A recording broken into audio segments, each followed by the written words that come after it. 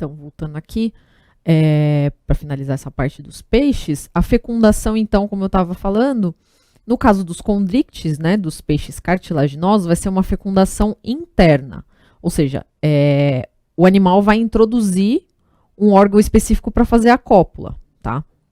No caso dos condrictes, a gente tem esse órgão chamado de clasper, que é uma modificação das nadadeiras desses animais, tá certo? E aí o macho, então, tem esse clasper, ele introduz na fêmea para poder fazer a junção dos gametas e a fecundação, tá? Agora, no caso dos osteíctes, dos peixes ósseos, né, a fecundação ela vai ser externa. Então, a fêmea solta os gametas na água, o macho solta os dele também, eles entram em contato e fecundam, tá? E aí o desenvolvimento desses animais é um desenvolvimento direto, não tem presença de estágio larval, nem nada do tipo. Ele já sai do ovo já em forma de adulto, basicamente, tá? Aí a gente tem um tipo de peixe específico, que são os peixes dipnóicos, né? Os peixes dipnóicos são interessantes porque eles possuem uma bolsa, que é ligada à faringe desses peixes, que é bem vascularizada, e essa bolsa vai permitir uma troca gasosa com o ar. Então, vir oxigênio e sair gás carbônico, né?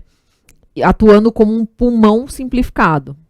Então, o que vai acontecer? Esses peixes, eles não respiram pela brânquia, ou somente pela brânquia. Eles têm esse tipo de bolsa, né? Que faz com que eles respirem por um tipo simplificado de pulmão, tá? A origem desse pulmão é a mesma, desse pulmão, entre aspas, é a mesma origem embrionária da bexiga natatória, tá? O exemplo que eu vou dar aí é da piramboia. Então, esse esquema vai mostrar onde que fica a bexiga natatória do peixe, tá? Então, essa parte vermelhinha aqui, ó, que ele tá apontando, é a bexiga natatória do peixe. A bexiga natatória, ela é um órgão que vai fazer com que o peixe consiga se manter equilibrado na água e flutuando, né? O que a gente chama de equilíbrio hidrostático. Então, se ele precisa subir, ele infla mais essa bexiga natatória, fica menos denso e consegue subir, aumentar ali a altura dele, né? Se ele quer descer na água, ele esvazia aquela bexiga, fica mais denso e desce, tá? Esse é o propósito da bexiga natatória.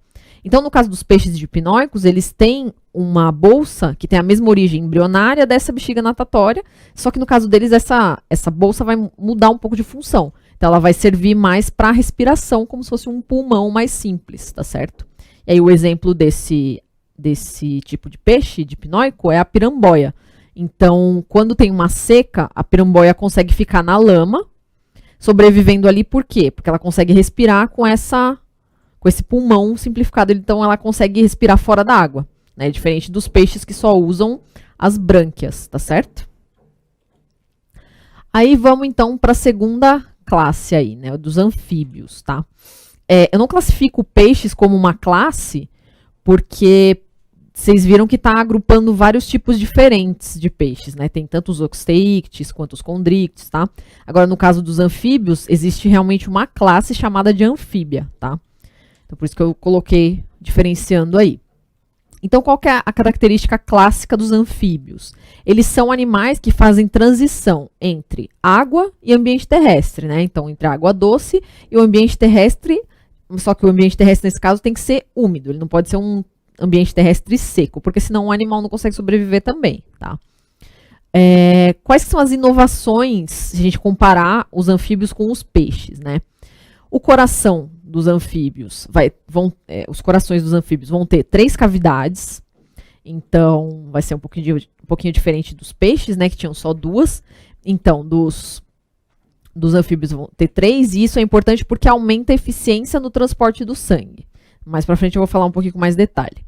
A pele desses animais é permeável. Por quê? Porque eles fazem respiração por meio dessa pele também. Então, essa pele permeável permite trocas gasosas, tá? Eles possuem pulmões, né? Não mais brânquias, tá? Pernas, diferente dos peixes, né? Tímpano, que é um tipo de estrutura que recebe estímulos sonoros e consegue transmitir esse estímulo sonoro para o encéfalo do animal, tá? Dos anfíbios. Eles conseguem ouvir o som, né? Diferente dos peixes que não precisam ouvir sons, tá certo? E tem as pálpebras, né? Os peixes não possuem pálpebras, os anfíbios sim. Para que servem essas pálpebras? Para proteção e limpeza dos olhos. Porque os peixes estão o tempo inteiro na água, né? Então eles não precisam fechar para proteger ou limpar. Já os anfíbios, como eles às vezes ficam no ambiente terrestre, começa a ficar seco, né? Começa a ficar sujo. Então a pálpebra ajuda tanto a proteger quanto a limpar os olhos, tá? Aí quais que são as ordens de anfíbia, né? A gente tem, primeiramente, anura. Como exemplo, a gente tem as pererecas, sapos e rãs, que são os mais clássicos, né? Anura significa sem cauda, sem rabo, tá certo? Então, toda vez que vocês virem um anfíbio sem cauda, sem rabo, aí como perereca, sapo e rã, vocês já sabem que é da ordem anura, tá? Urodela são as salamandras e os tritões, tá? E ápoda, cobras cegas ou as cecílias, tá? Que é cobra cega e cecília é a mesma coisa. Aí, quais que são as características, então, dos anfíbios, né? A gente tem, então, epiderme pluristratificada, como todos os vertebrados, pele fina e vascularizada, com pouca queratina. Por quê? A queratina é uma proteína impermeável, que não deixa o animal perder água. Só que no caso, lembra que eu falei que a pele dos anfíbios é permeável, né? Ela deixa fazer troca gasosa e tudo mais. Então, tem pouca queratina na pele dos anfíbios. E essa pele é fina e vascularizada, para poder ter essa troca, né? E ela é uma pele rica em glândulas e está sempre úmida. Isso é muito importante também para esse tipo de animais que fazem respiração cutânea. Eles precisam ter a pele sempre úmida, tá? Para o oxigênio, o gás carbônico passarem ali com mais facilidade, tá certo? Uma coisa curiosa é o tipo de glândula chamada de paratoides, tá? Que está presente somente em sapos, que é um tipo de glândula de veneno, tá? Então, geralmente aqueles sapinhos bem coloridos, azul, vermelho, são sapinhos que têm veneno. Só que eles não conseguem atirar esse veneno ou coisa do tipo. Essas glândulas só produzem, só liberam esse veneno quando elas são apertadas. Então, se vai um predador ali e tenta morder o sapo, ele vai liberar o veneno na boca do predador, tá? Então, se vocês virem um sapo bem coloridinho, já fica meio assim, porque provavelmente ele vai ser venenoso, tá? A digestão é extracelular, sistema digestório completo, que vai terminar na cloaca, tá? E aí, no caso dos anfíbios, essa cloaca vai eliminar tanto as fezes quanto os gametas, tá? O sistema cardiovascular é fechado, novamente. Não vai ter nenhum animal desses vertebrados que vai ter sistema cardiovascular aberto, tá? Esse tipo de sistema vai ser só ali nos invertebrados, que nem a gente viu na aula passada. Bom, aí, falando um pouquinho com mais detalhe, então, do coração dos anfíbios, né? Como eu disse, eles têm 3 cavidades. Então, vão ser 2 átrios, né? 2 cavidades superiores, que vão receber o sangue. E um ventrículo, que é a mais inferior, que vai expulsar, vai mandar o sangue embora do coração, tá? Então, assim, o átrio esquerdo, ele vai receber o sangue rico em oxigênio, que veio proveniente dos pulmões. E o átrio direito, ele vai receber o sangue rico em CO2, em gás carbônico, que veio dos tecidos. Então, assim, o sangue que acabou de passar pelos pulmões, ele está recebendo oxigênio do ambiente. Aí ele vai lá para o átrio do coração, passa para o ventrículo e é bombeado para o corpo. Depois que ele passou pelo corpo, deixou o oxigênio lá no corpo do animal, ele vai receber de volta o gás carbônico, né, do metabolismo celular. Recebeu o gás carbônico, ele vai entrar pelo átrio, o átrio direito do coração do anfíbio, tá certo? Para depois voltar lá pro ventrículo de novo e ser bombeado pro pulmão para receber oxigênio de novo e fica esse ciclo, tá? Aí, uma coisa curiosa é que no ventrículo, como ele é um só, os átrios são 2, então dá para separar, né? O sangue que recebeu oxigênio, que a gente chama de sangue arterial, do sangue que está rico em gás carbônico, a gente chama de sangue venoso, tá? Então, nos átrios é separado, né? O sangue arterial do sangue venoso. Já o ventrículo é um só.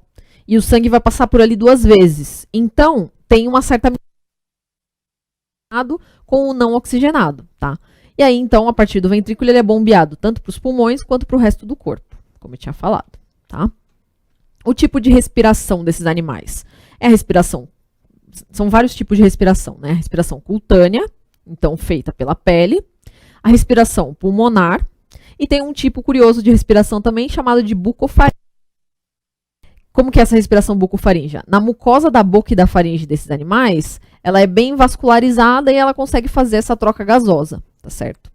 E na fase larval aquática, que essa é uma característica dos anfíbios também, né? Que geralmente a fase larval é aquática e depois que eles se desenvolvem e viram adultos, que eles partem para o ambiente terrestre úmido, tá? Então, na fase larval, como ela é aquática, esses bichos respiram por brânquias, tá? A excreção nitrogenada desses animais é feita pelos rins também, né? O agrupamento dos néfrons. Eles são geralmente dioicos, têm sexos separados. E a maioria faz fecundação externa. Então, a fêmea elimina os gametas na água, né? Os gametas femininos na água. E o macho vai lá e despeja os espermatozoides sobre aqueles gametas femininos e acontece a fecundação, tá?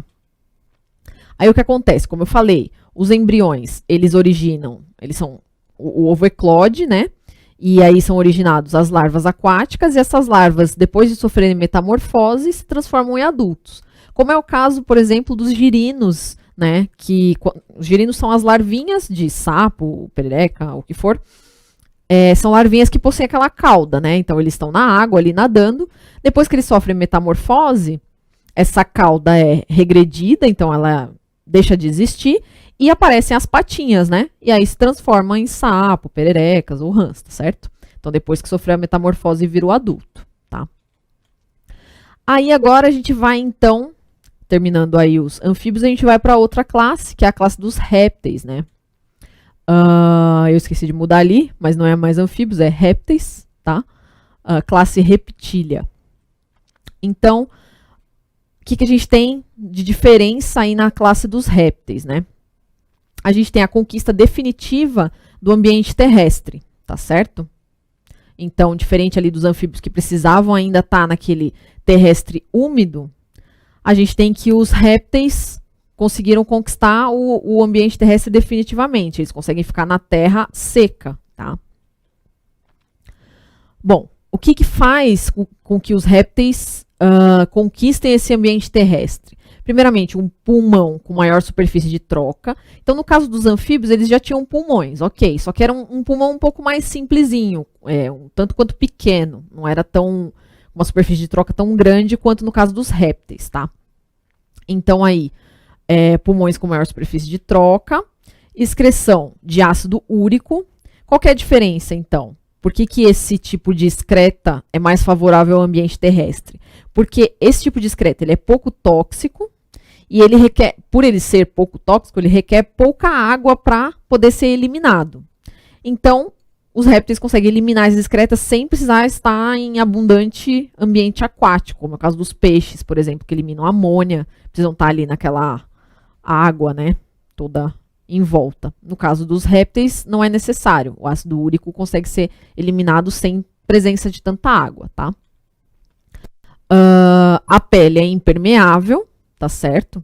Então, ela é bem queratinizada, ela tem uma camada bem grossa de queratina, e aí não deixa com que esses bichos percam água, tá? Por transpiração, nem nada. Então, eles não desidratam facilmente, tá certo? A fecundação é interna. Isso também é uma característica importante, né, na conquista do ambiente terrestre, porque todos esses outros animais que eu falei anteriormente, a maioria ali faz fecundação externa. Por quê? Eles estão no ambiente aquático, eles conseguem depositar os gametas dele na água para que eles possam ser fecundados. Já no caso dos répteis, como eles estão no ambiente terrestre, se eles depositassem os gametas no solo terrestre seco, esses gametas iam desidratar e morrer. Né? Então, a fecundação interna é bem importante para proteger esses embriões, tá? E ovos grandes com casca e membranas, né? Então, esses ovos aí, depois que aconteceu a fecundação, os ovos desenvolvem a casca e tem essas membranas dentro desses ovos que vão oferecer uma proteção mecânica, né? No caso do córeo, que é um tipo de membrana, e o segundo tipo de membrana é o âmnio, que vai evitar a perda excessiva de água, tá certo? Eu já volto no próximo bloco para continuar.